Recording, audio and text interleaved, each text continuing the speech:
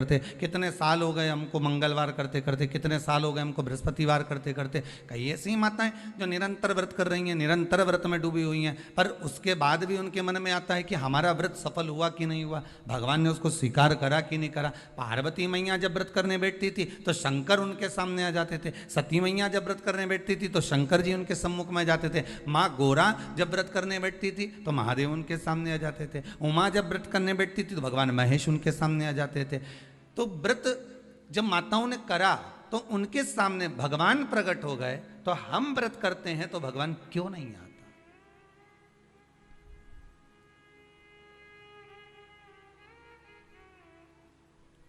आप आए नहीं और सुबह हो गई, मेरी पूजा की थाली धरी की धरी रह गई। आखिर कारण क्या है? क्या कारण हो सकता है?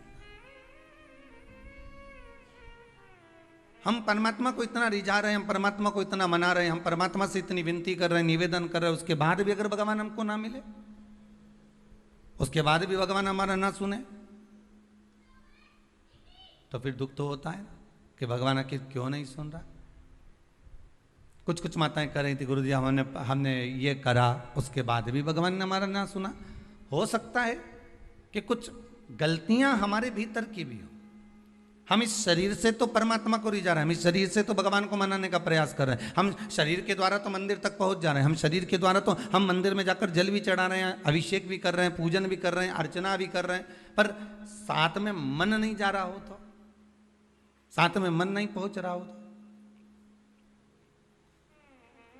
कथा भी कितने सुंदर दिन प्रारंभ हुई है महाराज, श्रावण की पूर्णिमा, और कथा जो प्रारंभ हुई है वो भी व्रत। और बहुत समझने वाली बात है कि आज के दिन कई बहनें ऐसी होती हैं जो भाई के यहाँ नहीं जा पाती, कई भाई ऐसे होते हैं जो बहनों के यहाँ नहीं जा पाते।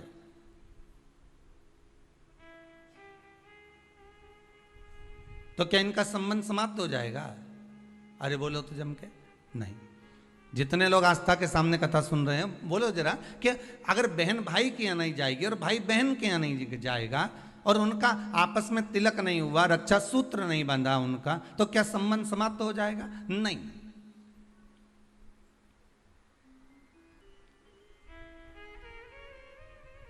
संबंध केवल शरीर का नहीं है, संबंध आत्मा का भी है।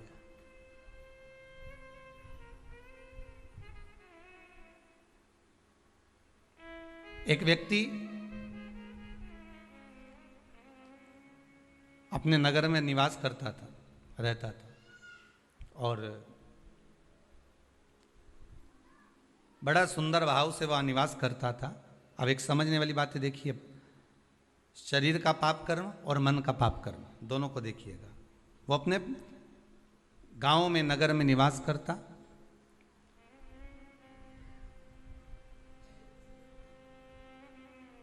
उसने जिंदगी में कभी कोई चींटी नहीं मारी, उसने अपने जीवन में कभी किसी का मन नहीं दुखाया, उसने अपनी जिंदगी में कभी किसी का धन नहीं खाया, उसने अपने जीवन काल में कभी किसी से असत्य नहीं बोला, उसने संपूर्ण जीवन काल में ना असत्य बोला, ना झूठ बोला, ना कपट करा, ना बेईमानी करी, ना प्रपंच करा, ना छल करा, ना कुछ बेकार कर्म करा, कुछ भी नहीं करा।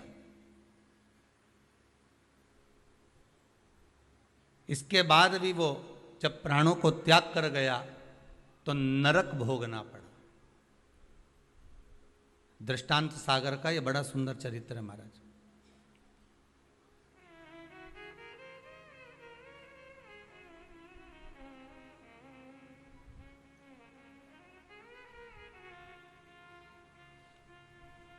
नरक भोग रहा है। ऊपर गया, चित्रगुप्त महाराज बैठे थे, इसके पाप गिना रहे थे,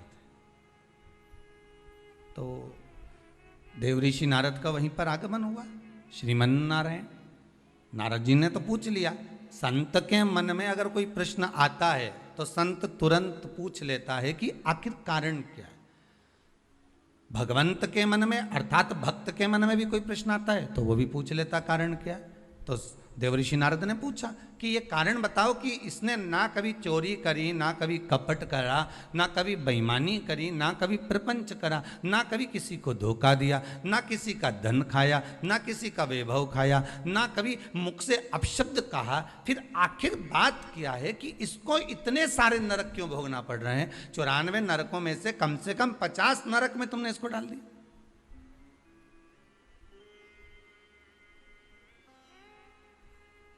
ये नरक में भेजने का कारण क्या है? भाई व्यक्ति गरुड़ पुराण के हिसाब से नरक कब भोगता है कि आपने अगर किसी के यहाँ चोरी कर ली, आपने अगर किसी के यहाँ कपट कर लिया, किसी को मार दिया, किसी को अपशब्द कह दिया, ताने दे दिए, गालियां दे दी, और कहीं चोरी आदि कर्म कर लिया, कोई लूटपाट कर ली, किसी का धन खा गए, किसी का वैभव खा गए, किसी की सत्ता खा गए, किसी के रूप में किसी को दुख दिया, तकलीफ दी, तो आपको नरक भोगना पड़ेगा। ये गरुड़ पुराण कहती है।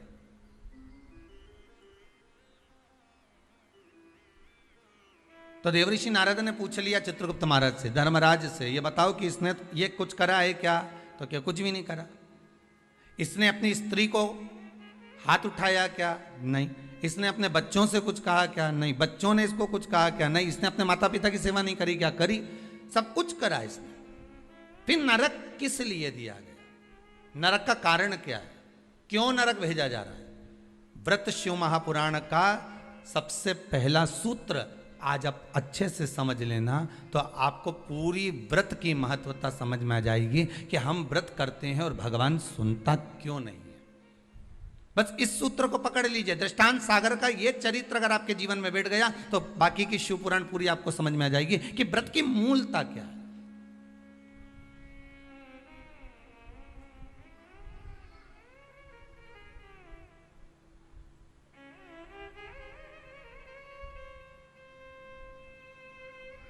कारण क्या हो सकता है? देवऋषि नारद ने पूछा तो धर्मराज बोले बस केवल एक कारण है। कौन सा? जब ये बैठता था इस शरीर के द्वारा इसने कोई बेकार काम नहीं करा। इस शरीर के द्वारा ये कोई किसी को कपट नहीं करा, किसी का धन नहीं खाया, वैभव नहीं करा खाया, किसी को अपशब्द नहीं करा। इस शरीर के द्वारा कुछ नहीं करा इसने। फिर बचा काहे से था? तो कहा इस इंद्री के द्वारा, मन के द्वारा। क्या करा मन से? तो क्या मन के द्वारा ये जहां बैठता था वहां मन में सोच लेता था कि ये कितना बेकार व्यक्ति है, इसके साथ तो ऐसा हो जाना चाहिए, इसके यहाँ कितना वैभव इकट्ठा हो गया, इतना धन एकत्रित हो गया होगा तो ये धन का करेगा क्या, इसके यहाँ तो ऐसा होना चाहिए कि डाका डल जाना चाहिए। इसने विचार करा। फिर विचार आया कि बताओ कितनी सुंदर स्त्री है, कितनी सुंदर नारी है, इतनी सुंदर नारी तो मेरे साथ में होना चाहिए थी।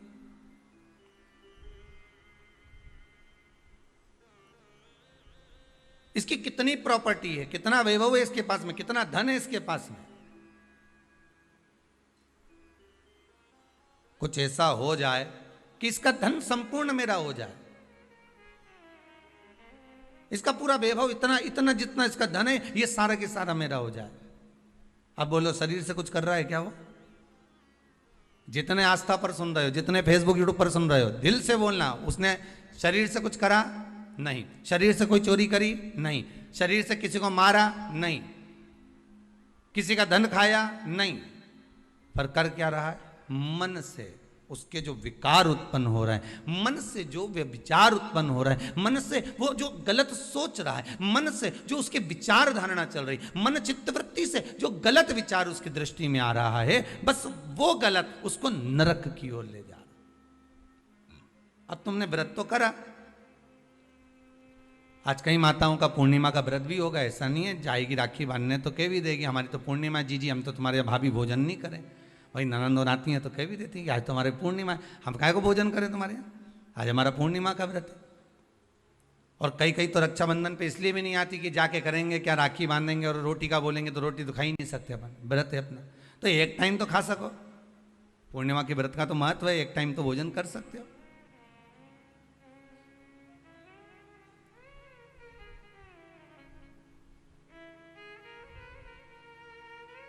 अब तुमने व्रत तो करा, खूब जोरदार व्रत करा, सुबह से लेकर शाम तक कुछ नहीं खाया,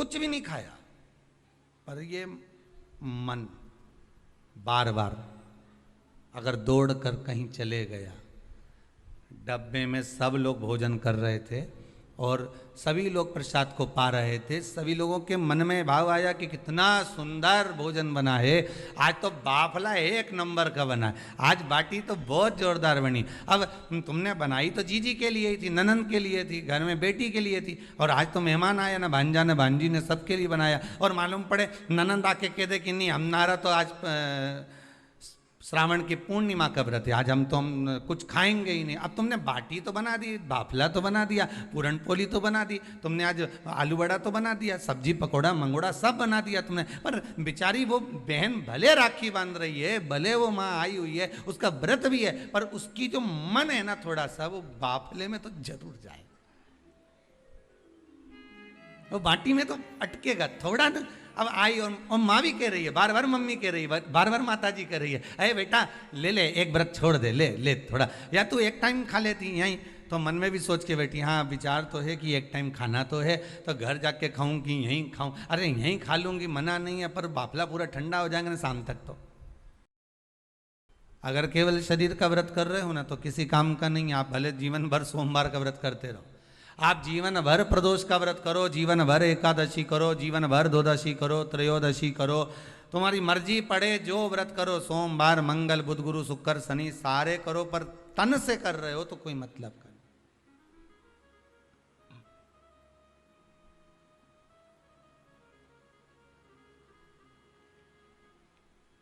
कई लोग ऐसे भारी भारी व्रत करते हैं, शरीर को कष्ट देते हैं।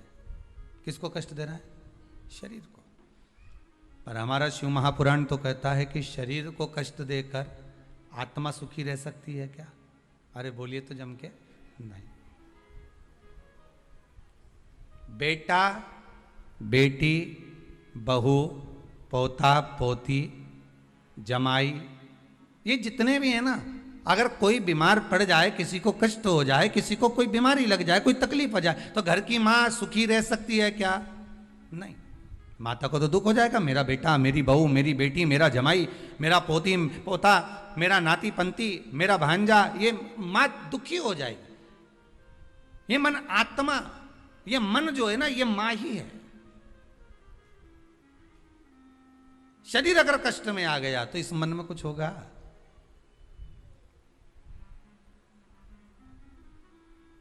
शिव पुराण कहती है बहुत अलमस्त रहकर, यहां तक आपको पहले भी कथा में कहा, वल्लभ कुल की एकादशी करो, भले बकरी जैसे चरो, पर एकादशी करो। बार बार क्यों कहते हैं इस बात के लिए कि आप ज्यादा भूखे रहकर और बहुत शरीर को कष्ट देकर, मालूम पड़े शुगर और बीपी ऊंचा नीचा हो जाए और तुम हॉस्पिटल में पड़ी रहो, तो फिर उस व्रत का कोई मूल तत्व रहेगा क्या? नहीं।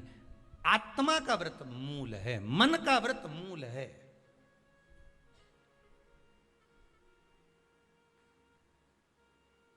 कोई तुमसे के ऐसा व्रत है जिस व्रत में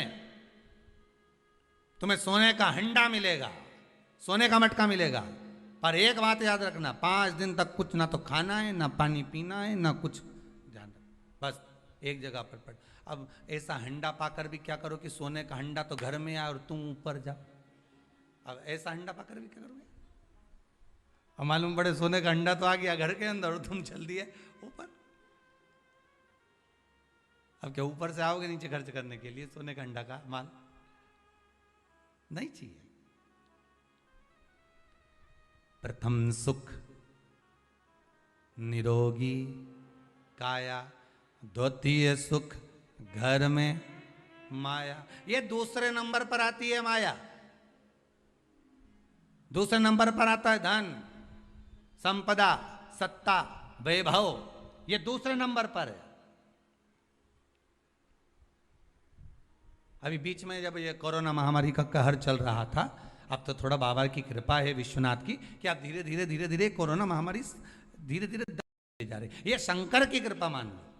पर बीच में जब कोरोना महामारी का दूसरा जो लहर चालू हुई थी, उस लहर में आपने सुना होगा कि ना जाने वो कहाँ के विधायक थे, तो वो मालूम पड़े चले गए, फिर अखबार में देखा, टीवी में देखा कि वहाँ का मंत्री थे या विधायक थे, वो चले गए, कहीं कोई चले गया। आप विचार करो जरा, एक विचार करना कि कितना रुपया चुनाव में खर्च करा होगा, कितना धन लगाया होगा, कितना अनाप शनाप पैसा लगाया होगा, और जीत हासिल हो गई, और जीत मिल भी गई, और उसके बाद ये कोरोना महामारी में चले गए। अब बताओ ईमानदारी से, तो हंडे का करोगे क्या?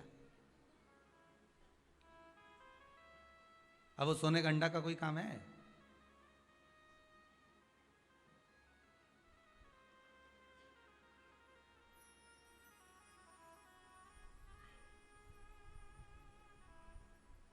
वो एक गीत है ना, वो पहले शादी में चलता था कि सारी की सारी तैयारी रह जाती, मानो उनका एहसान कि यमराज को ना कह दी।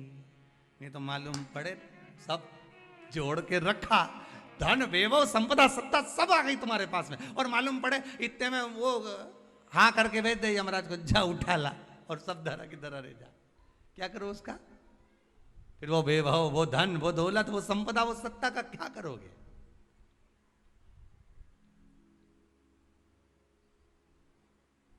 प्रथम सुखे निरोगी काया। आप अगर सुखी हो तो वो सबसे बड़ा हंडा है सोने का। स्वास्थ्य अच्छा है ना आपका?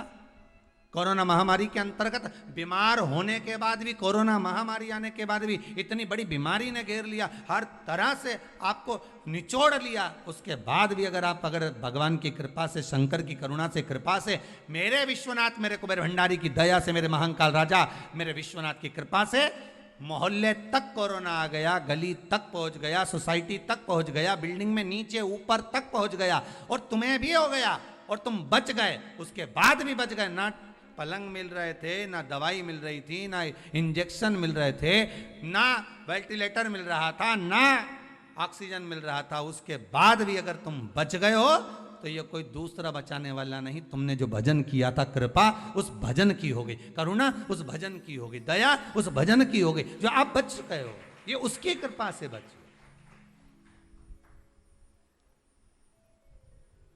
ये उसकी कृपा है। वो कहते हैं ना, मनुष्य कर्म करने में तो मनमानी कर सकता है, मनमानी आप कर्म करने में कर सकते हो, मैं तो ये करके रहूंगा, जाओ क्या कर लोगे, क्या बिगाड़ लोगे मेरा?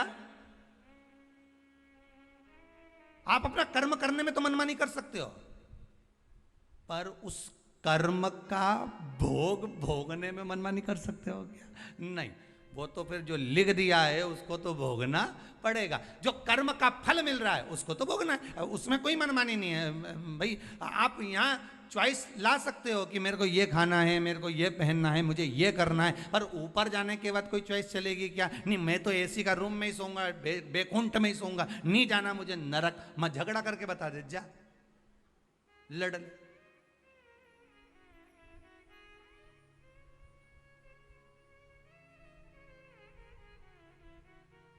नहीं, मेरे लिए तो तुम रसगुल्ला ही लाओ, मैं तो नहीं।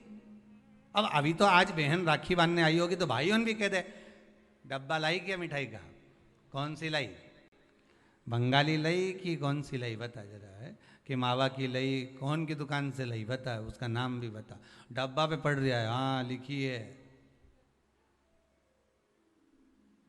देख ली उसने। और अब फिर ये भी देख रहा है कि सोन पपड़ी लाई कि मावा की लाई, वो भी देखा, क्योंकि भाइयों भी बड़ा चतुर रहे, डब्बा देख के लिफाफा बनाए। सोन पपड़ी का अगर डब्बा लाई है तो 100 या 200 का, और अगर मावा की लाई है तो फिर 500 का, और अगर बंगाली लेके आई है तो 1000 का लिफाफा यूज दे दे, मतलब लिफाफा भी डब्बे से चले।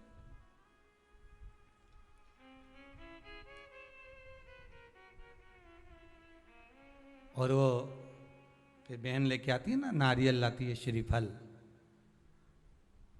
श्रीफल गोला नहीं, नारियल का सूखा गोला नहीं, क्या लाती है? श्रीफल। गोला तो आजकल फैशन का हो गया, नारियल का गोला तो फैशन है क्योंकि नारियल लेके जाएंगे, नारियल 10 रुपए का है, भाई को लगना चाहिए कि कोई वीआईपी चीज लाई, इसलिए नारियल का गोला लिया।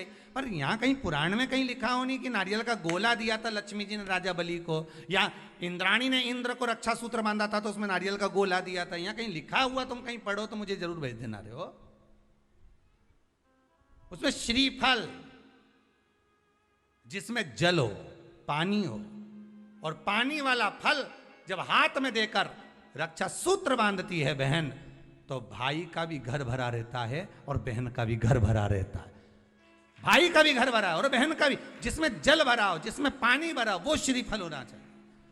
और गोला रखो, मना नहीं है। तुम्हारा मन कर गया कि गोला लेकर आई हूं कि भाभी 2-4 दिन खा लेगी, छोरा छोरी खा रहे, टोरा टोरी खाएगा, हाँ तो रख दो तुम, मना नहीं है। तुम जो दो तो गोला बाद में दे दो, पर हाथ में जब रक्षा सूत्र बंधे, जब राखी बंधे, तो तुम्हारे हाथ में श्रीफल होना चाहिए, नारियल होना चाहिए।